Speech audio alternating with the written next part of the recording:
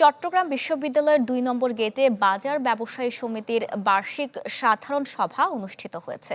বৃহস্পতিবার বিশ্ববিদ্যালয়ের ২ নম্বর গেটে আয়োজিত সভায় সমিতি আয় ব্যয়ের হিসাব, বাজারের উন্নয়ন, ব্যবসায়ীদের বিভিন্ন সমস্যা এবং তার সমাধানের বিষয়ে আলোচনা করা হয়।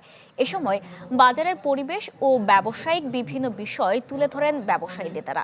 সভা শেষে সমিতির উদ্যোগে অনুষ্ঠিত হয় প্রীতি ভোজ।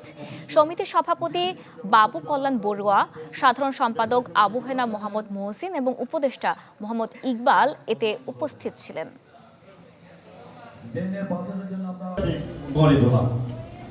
আলহামদুলিল্লাহ সম্পন্ন করেছি।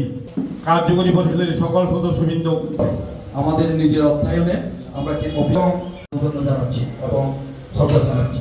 এবং ওই দোকানে বসার সময় আলোচনা করেছি।